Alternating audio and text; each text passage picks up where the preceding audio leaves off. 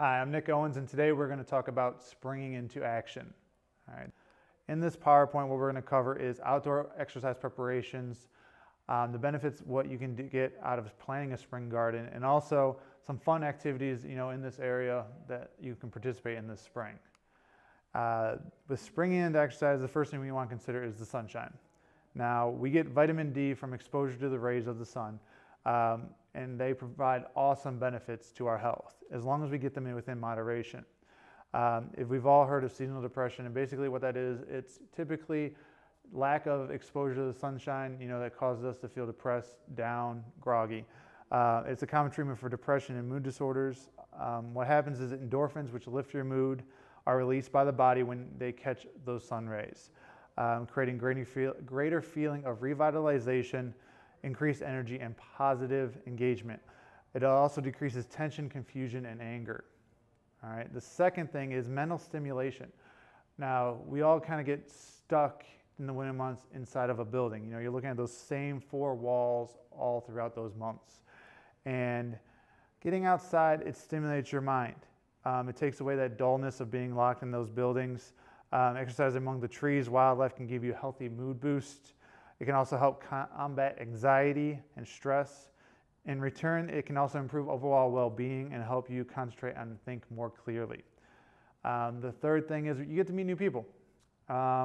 Using the local parks, participating in beach volleyball tournaments, running in the trail, or simply just walking around your neighborhood because you're able to go outside. You can meet those new neighbors that moved in the wintertime that you never met yet. Creating positive relationships with the new people helps increase your mood and also your well-being as well. Varied workouts. Going outdoors allows you to vary the workouts that you're currently doing. You're not stuck in the gym. You can go for a run, walk, hike, stairs, sprints the hills at the metro parks. And then you can also complete races. The Boston Marathon was this month. You have the Cleveland Marathon next month. Tough Mudders, Warrior Dashes, all these 5Ks are starting to come up now. It's that time of year that we get to do these, enjoy the weather. Family time. Going outdoors, it gives you plenty of opportunity to spend time with your family. Keeps your family energetic, keeps them moving. The kids can be playing on the playground equipment. They can build up a good sweat and build up that relationship with you and your kids, you and your family as well. You're on your own schedule when you're outdoors. You don't need to wait for a class. You don't need to wait for anybody. The outdoors is always open. They never close. Some parks, they close at dark, whatever, but it's always there. You don't have to wait from a 5 to 9 gym opening or whatever. The outdoors is always there for you. Even a 20-minute intense workout, is a great idea. Outdoors workout. A single high-intensity workout 3 times, is more effective at burning fat than endurance training itself. You save money. Exercising outdoors is a great way to save money. You don't have to pay for that gym membership. Many benefits of going to the gym or a fitness studio, can be expensive. So using those outdoors options such as Edgewater Park, where they have the exercise stations throughout the beachfront, it's free. Go out there and utilize it. And you can burn more calories. Exercising outdoors provides an opportunity to be physically active in a constantly changing environment. Working out against the wind can increase the resistance in your running. The harder the body works, it's going to make the exercise more efficient also. Cardio machines in the gym can provide numerous benefits, but doing the same movement pattern over and over again could potentially cause overuse injuries. So your body gets used to doing it. You're doing it over and over and over. The repetitiveness of it can be damaging to the joints and can cause overuse injuries. Walking, hiking, and running on different terrains, constantly changing, helps with balance, causing your ankles to stabilize, get those to work a little bit. Even running on the beach can be good for actual therapy uses.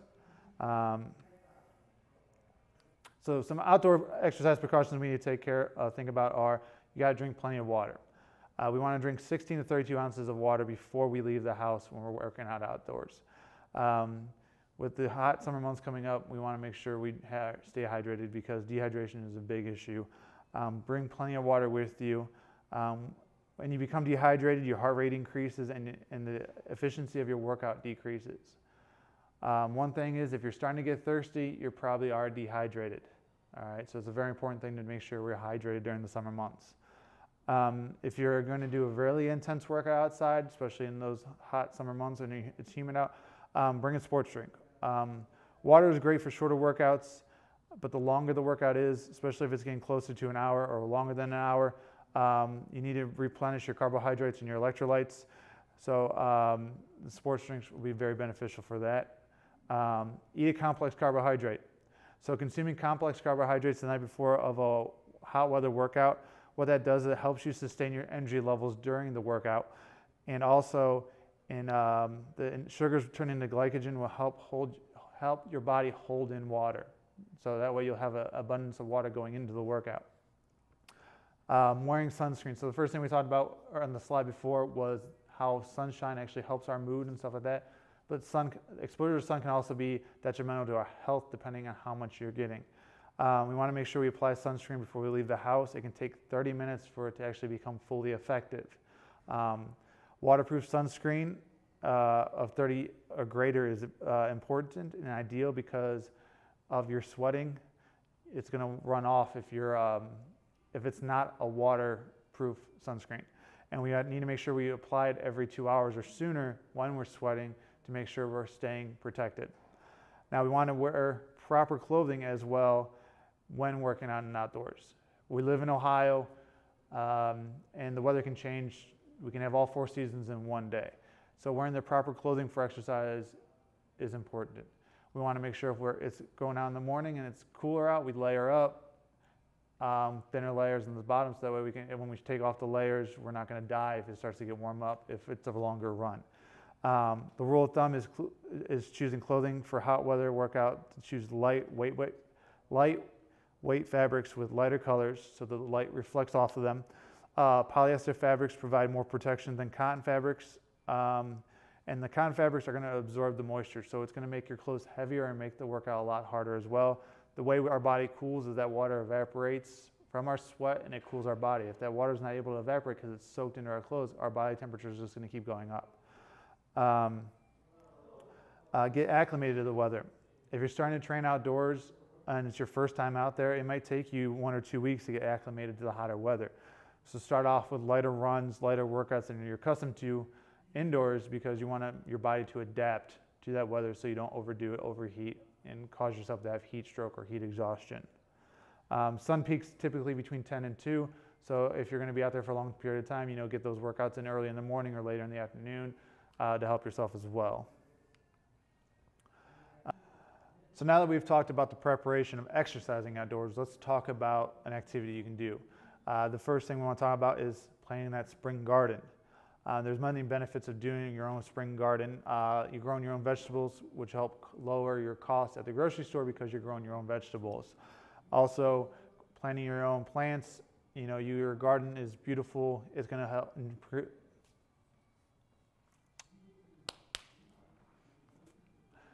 Next, let's talk about, now that we've talked about an activity,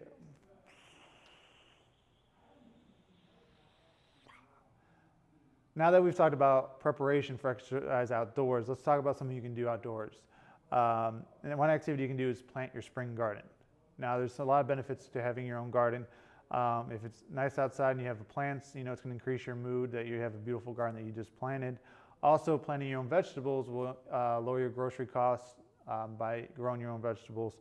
So what you need to do is you need to take step 1. You got to gather all your tools. You need a trowel, gardening gloves to help pull the weeds, the thorns, hat, sunscreen to make sure you're not exposed to that sun we just talked about, hose to make sure the plants are watered, wheelbarrow for transporting your plants and weeds out of there, shovel for digging larger holes, rake and shears.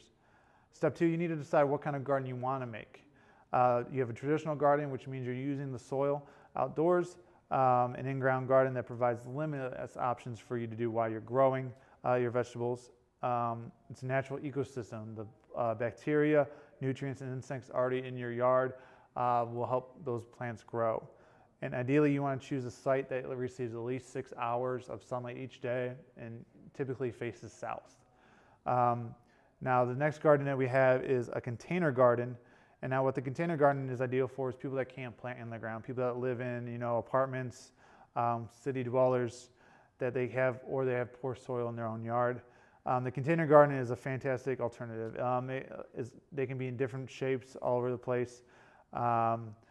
They can be store-bought, plastic bins, metal buckets, hanging planters, and this allows you to still be able to grow those vegetables even in a not ideal situation. Or a raised bed garden.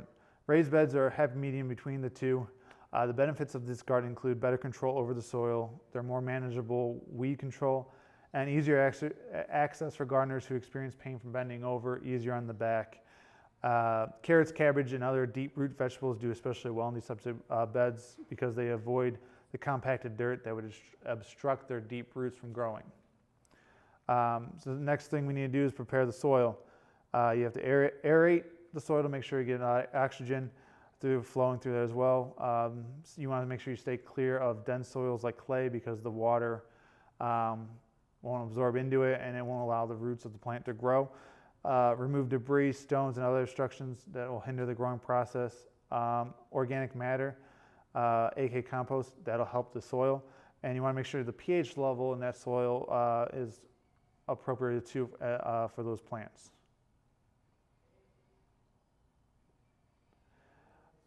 Next, we want to decide what we want to plant, seed packets or seedlings. The seed packets, the cost of a seed packet usually is a few dollars. Your garden will more than pay for itself with those vegetables that you can produce. However, it may take longer, 3 to 4 weeks longer to actually develop those plants. And sometimes you need to start those indoors before you actually can plant them outdoors. Seedlings, you already buy them. They're a little bit more expensive. They're a great option, but it'll save you time because it's already starting to grow. Ready, set, grow. You want to make sure you're following the instructions about where the spacing of these seeds needs to be so that the way the plants aren't growing on top of each other. Watering, you can rely on Mother Nature, but sometimes droughts do occur, dry spouts, so you might need to water them. Also, you want to make sure you don't overwater a plant because some plants don't need that much water. So like, for example, cucumbers and melons, they thrive in more water, while plants such as tomatoes, they don't like to be wet that long. Sunshine, the different plants have different needs of sunlight. Sun worshipers like tomatoes, squashes, beans, eggplants, corn, and peppers. And then there's other ones that are less dependent on the sun, are those leafy vegetables, potatoes, carrots, and turnips. So you want to make sure those are positioned properly in those gardens. And when choosing what to put where, remember the taller plants need to be on the north side of the garden, especially if it's a south-facing garden, so that way they get the most, they don't block the smaller plants from receiving the sun. All right, now that we have your garden planted, feel free to send me some. But some activities, other activities you can do in the spring include, there's the Briggs Spring and the Botanical Gardens, Indians Games, Progressive Field. Check our website. We just posted a blog about getting ready, preparing to go to the Indians game, how you can actually bring your own food to the game, water bottles and such to help, keep your health goals going. Cedar Point, we're not too far from there. The Metro Parks, Playhouse Square has some great shows. The Great Lakes Science Center, Kelly's Island, the Maple Festival in Geauga County. Other spring activities, we have road races, we have Spring Forever Miler, the Towpath Half Marathon. There's a lot of Hermes Cleveland events around here. So the one is the Cleveland 10 miler. There's Run Walk for Hunger on May 13th. Ohio City Run and Crawl. The Towpath 10 and 10. There's a Venture Race and Reebok Spartan Race, which will be at Columbus Zoo. We have the Ohio Savage Race, which is in Zanesville, and the Warrior Dash, which is in North Lawrence, Ohio. So the main thing we want to take away from this presentation is with the weather changing, we all want to be outdoors. Let's be active when we're outdoors. It's very easy to be lazy and just lay by the pool, but what we want to do is make sure we stay active to keep our goals going throughout the summer and not be locked in that gym. We want to make sure we protect ourselves from the sun, wear sunscreen, and wear proper clothing to make sure we don't overheat and stay hydrated. Thank you. Have a good day.